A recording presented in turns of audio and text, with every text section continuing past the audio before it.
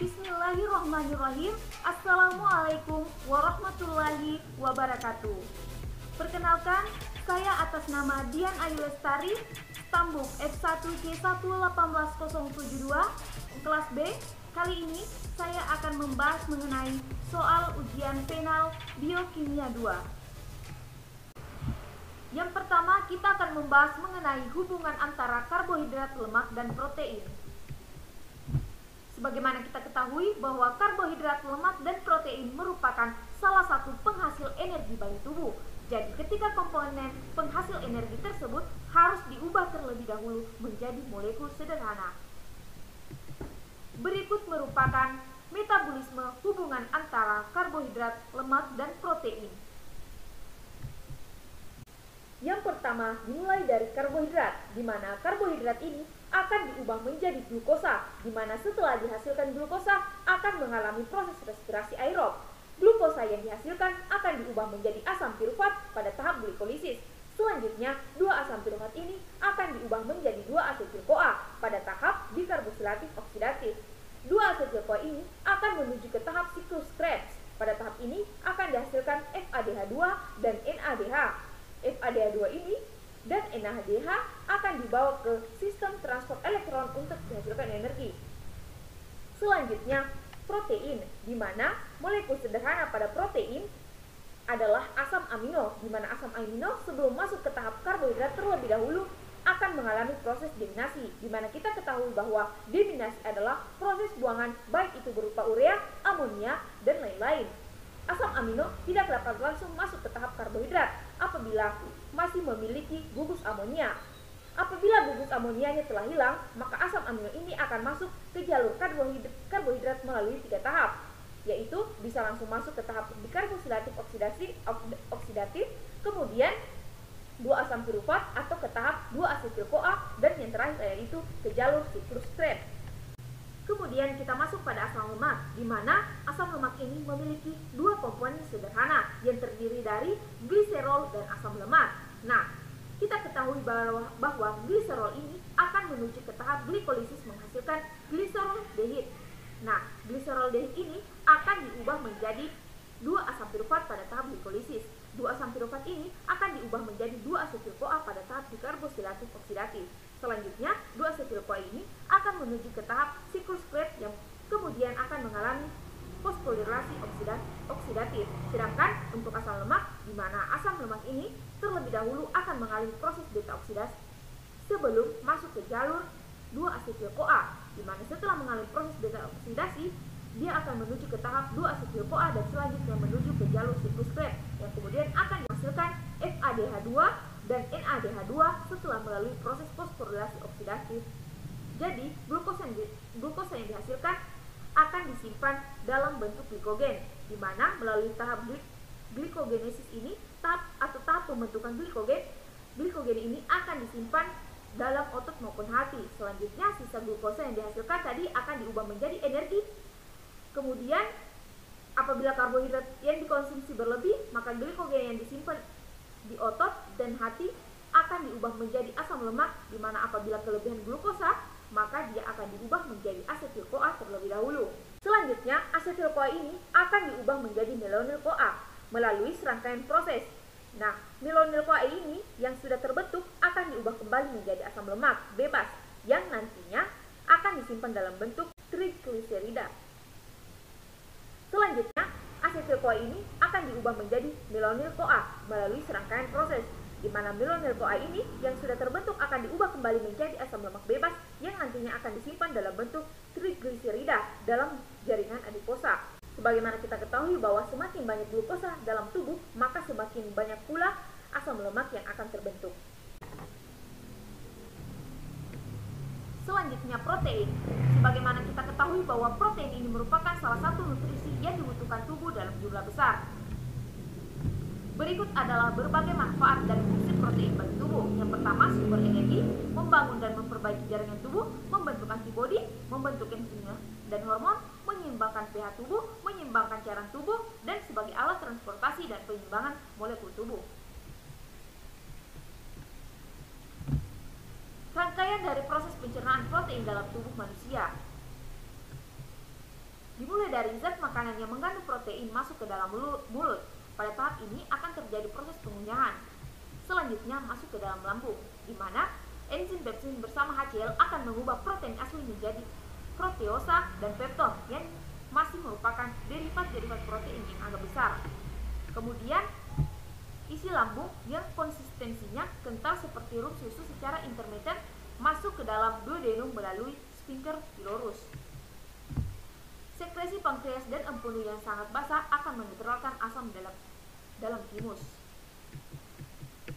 Selanjutnya, getah pankreas yang mengandung enzim tripsin dan chymotrypsin akan mengubah protein asli proteosa dan pepton menjadi polipeptida. Di mana getah pankreas yang juga mengandung enzim peptida diantaranya yaitu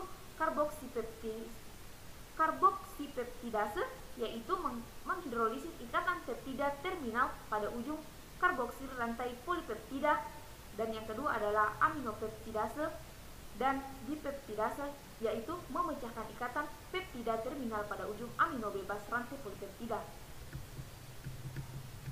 Selanjutnya, isi duodenum terus akan masuk ke dalam usus. Getah usus yang disekresi oleh kelenjar Brunner dan Lioberkuh juga akan mengandung enzim aminopeptidase dan dipeptidase. Selanjutnya, proses hidrolisis peptida akan terus berlanjut sampai protein makanan hampir seluruhnya berubah menjadi asam amino penyusunnya. Selanjutnya, asam amino diabsorpsi oleh mukosa usus halus. Dan yang terakhir adalah asam amino akan masuk ke dalam sirkulasi udara. Berikut merupakan enzim yang berperan dalam pencernaan protein. Proses metabolisme asam amino, di mana asam amino adalah monomer yang membentuk protein. Asam amino yang terdapat sebagai komponen protein mempunyai gugus amino NH atau NH2 pada atom karbon alfa dari posisi gugus karboksil, di mana asam-asam amino dapat diperoleh dari protein yang dimakan atau dari hasil degradasi protein di dalam tubuh. Proses penguraian dari senyawa protein menjadi monomer penyusunnya yaitu asam amino, di mana jalur metabolik utama dari asam amino yaitu jalur utama dari asam-asam amino terdiri atas yang pertama adalah produk asam amino dari pembongkaran protein tubuh, digesti protein diet, serta sintesis asam amino di hati. Kemudian yang kedua, pengambilan nitrogen dari asam amino. Kemudian yang ketiga adalah katabolisme, di mana katabolisme ini asam amino menjadi energi melalui siklus asam serta siklus urea sebagai proses pengolahan hasil sampingan pemecahan asam amino. Dan yang terakhir adalah sintesis protein dari asam-asam amino. Berikut merupakan gambaran dari jalur metabolik utama dari asam amino. Kemudian metabolisme asam amino di tubuh, yaitu biosintesis glutamat dan aspartat, di mana glutamat dan aspartat ini disintesis dari asam alfa keto dengan reaksi transaminasi sederhana, di mana katalisator reaksi ini adalah enzim glutamat dehidrogenase dan selanjutnya oleh aspartat aminotransferase ACT. Aspartat juga diturunkan dari asparagin dengan bantuan asparaginase. Peran penting glutamat adalah sebagai donor amino intraselulur utama untuk reaksi transminasi, sedangkan aspartat adalah sebagai prekursor omnitin untuk siklus urea. Berikut merupakan reaksi biosintesis glutamat.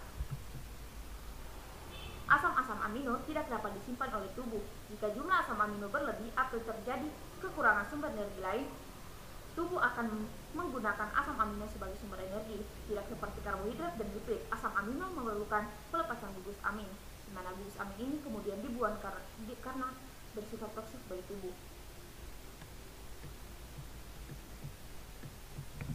Amonia merupakan hasil degradasi dari asam amino yang berasal dari reaksi transminasi asam oksalat dikatalisis oleh enzim aspartat dehidrogenase menjadi aspartat, di mana aspartat akan masuk pada siklus urea dan reaksi deaminase.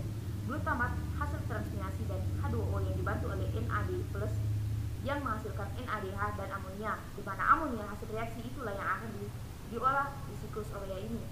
Amonia bersifat racun sehingga dapat membahayakan tubuh dan bersifat toksik. Bila jumlah berlebih di dalam tubuh, Tubuh manusia tidak dapat membuang amonia secara cepat sehingga perlu diubah menjadi urea terlebih dahulu yang bersifat kurang beracun. Berikut merupakan pengubahan amonia menjadi urea, di mana tahap reaksi pengubahan amonia menjadi urea terdiri atas 5, di mana tahapan pertama adalah reaksi siklus urea, yang kedua tahapan terjadi di mitokondria, dan ketiga tahapan terjadi di sitoplasma, di mana tahapan-tahapan dalam siklus urea dapat dilihat pada tabel berikut. Begitupun dengan reaksi-reaksi yang terdapat pada slide tersebut. Berikut merupakan siklus dari urea. Kemudian, DNA adalah makromolekul yang sangat berperan dalam kehidupan semua jenis organisme hidup, di mana DNA merupakan suatu asam nukleat yang menyimpan segala informasi biologis yang unik dari setiap makhluk hidup dan beberapa virus. Untai DNA adalah DNA dengan basa dan gula pentosa yang terdiri dari adenin, timin, sitosin, dan guanin. Berikut merupakan komponen dari untai DNA. Yang pertama adalah deoksiribosa, yang kedua adalah gugus fosfat, yang ketiga adalah sitosin, dan yang keempat adalah timin. Dan yang kelima adalah adenin, dan yang terakhir adalah guanin. Leading strand merupakan untai DNA yang terletak pada sisi yang berseberangan dengan leading strand pada garpu replikasi. Kemudian leading strand adalah untai DNA yang disintesis dengan arah 5-min sampai 3-min secara berkesinambungan. Pada untai ini, DNA polimerase mampu membentuk DNA menggunakan ujung 3-min OH bebas dari sebuah polimer RNA, dan disintesis DNA berlanjut secara berkesinambungan secara dengan arah pergerakan garpu replikasi. Berikut merupakan gambaran dari leading strand dan leading strand.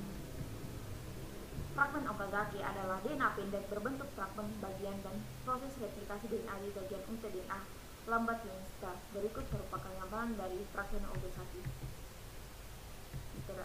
Kemudian arah pemanjangan untai DNA.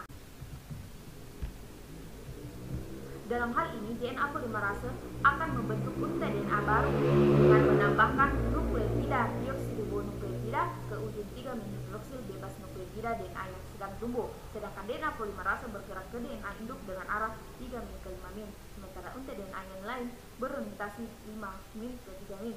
Helikase membuka untai ganda DNA dengan arah 5-min ke 3-min. Oleh sebab itu, replikasi harus terjadi pada arah yang berlawanan. Berikut merupakan enzim-enzim yang berperan dalam proses replikasi DNA, dapat dilihat pada slide berikut.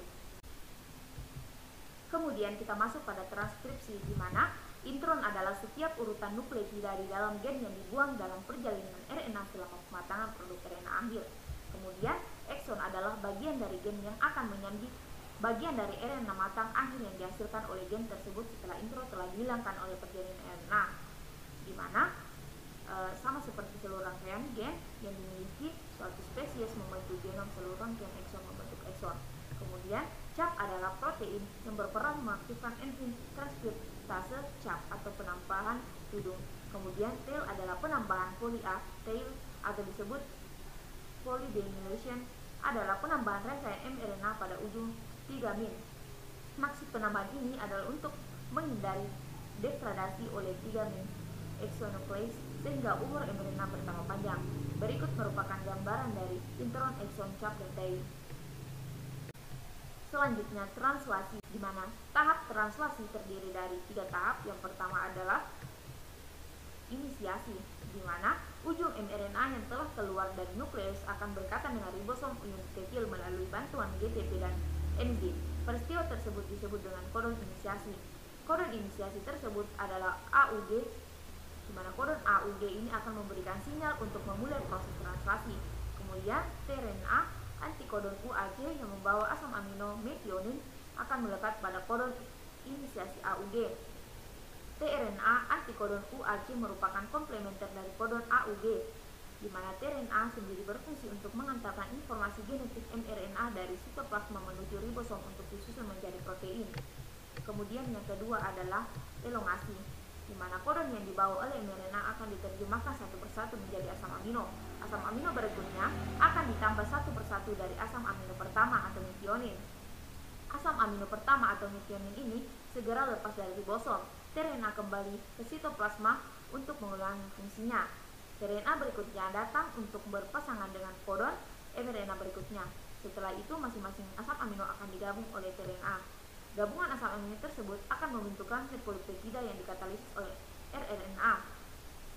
rRNA ini terdapat pada ribosom subunit besar yang berfungsi sebagai enzim membentuk ikatan polipeptida atau peptida yang menyambungkan polipeptida antar asam amino.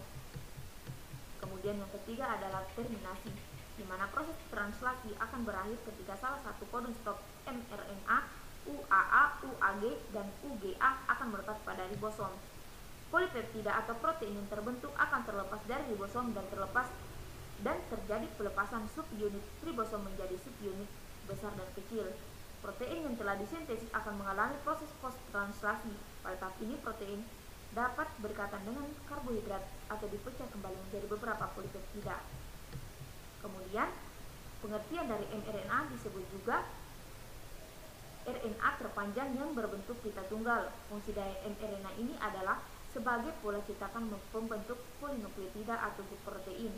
mRNA ini juga disebut sebagai kodon karena fungsinya sebagai pembawa kode-kode genetik dari DNA ke ribosom. Kemudian, tRNA merupakan RNA terpendek dan berperan sebagai penerjemah kodon yang dibawa oleh mRNA.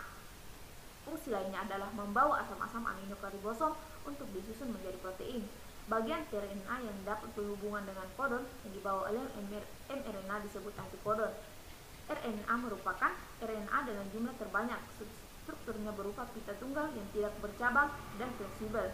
RNA diduga mempunyai fungsi penyusun ribosom dan membantu dalam proses sintesis protein. Berikut merupakan gambaran dari mRNA, tRNA, dan rRNA.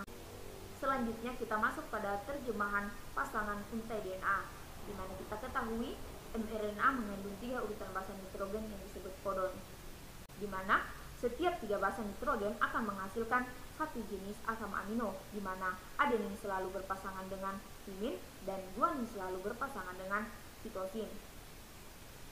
Berikut merupakan hasil dari asam amino yang dihasilkan dari kodon RNA, yaitu AAA menghasilkan asam amino lisin, TTG menghasilkan asam amino leusin, GGC menghasilkan asam amino glisin, CCT menghasilkan asam amino prolin, CGC menghasilkan asam amino arginin, CCC menghasilkan asam amino prolin, CTA menghasilkan asam amino leusin, dan yang kedua adalah TTT menghasilkan asam amino fenilalanin, AAC menghasilkan asam amino asparagin, CCG menghasilkan asam amino prolin, GGA menghasilkan asam amino glisin, GCG menghasilkan asam amino alanin, GGG menghasilkan asam amino glisin, dan GAT menghasilkan asam amino aspartat.